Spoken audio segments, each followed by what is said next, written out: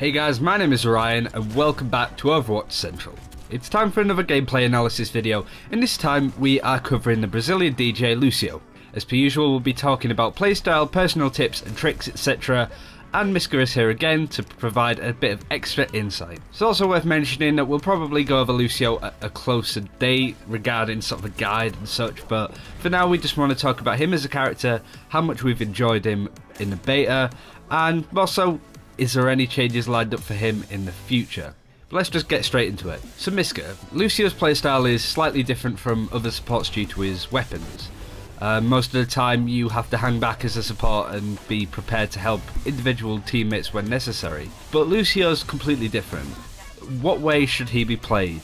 And how is he different?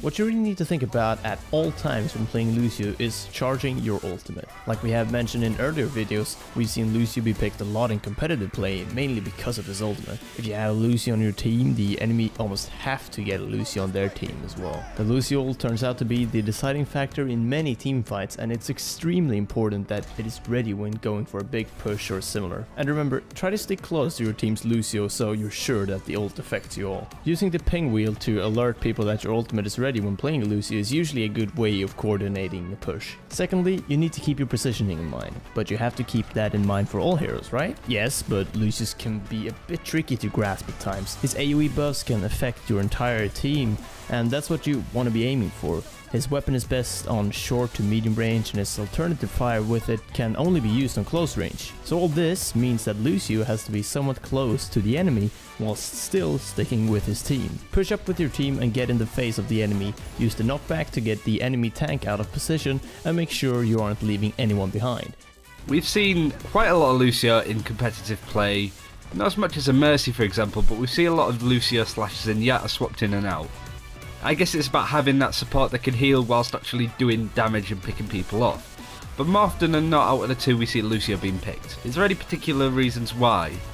Zenyatta is great at turning those hard-hitting heroes with some moderate health into an easy one-shot target with his Discord orb, but he's not quick and he hasn't got enough health to survive. Lucio can heal himself over time and also panic heal himself with his boost ability, Amp It Up. This boosts his and his team's survivability, and like I mentioned, the ult is key in most team fights. Lucio is able to survive on his own while Zenyatta can't pop in and out of fights quickly since his shields need to regen on their own. If Zenyatta wants to stay alive when he's on low HP, he has to use his ult to guarantee surviving there, which usually means that you'll waste it if you and your team aren't perfectly positioned there. And even then, it's probably worth just picking up Lucio because of the versatility of his weapon. I do feel that Lucio is an amazing character to pick up first when you get the game. I mean, we did mostly, and it served us well with learning the game and maps, etc. So what things are important to know before you get into Overwatch, into the beta, or when you buy the game?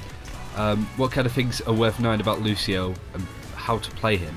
Don't be afraid to be aggressive. You've been given a good weapon for a reason, so teaming up with an offense hero on the flanks is to be considered whenever the opportunity presents itself. The versatility of Lucio and the fact that the concept of the hero is fairly easy to grasp makes it viable in almost every game, whether you're attacking or defending with whatever team you may have. Just try to keep an eye on the number in the middle of the screen, as it's very important that you're buffing as many heroes as possible. At the start, it might be easy to start running off on your own and not using your abilities to their full extent. So keep your team's positioning in mind and don't hesitate to play aggressively when necessary.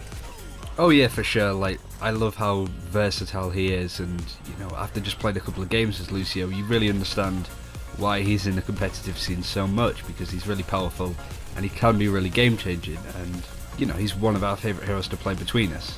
Yeah, he's one of the heroes that I've enjoyed playing a lot more than I thought I would. He's fun to play, easy to learn, and very effective, so he kind of takes all the boxes there, really. Yeah, no doubt we'll do a lot more Lucio videos in the future because he's just a fab hero to use. Anyway, that's it for this video. Thank you very much for watching. Content is a bit scarce this time of year with no beta, but we're ploughing through. We've got an amazing video going out on Christmas Day, which we are working very hard on at the moment, and I'm sure you will love it when it comes out. Until then though, subscribe to the channel for more Overwatch content. But until next time, take care, and we will see you then.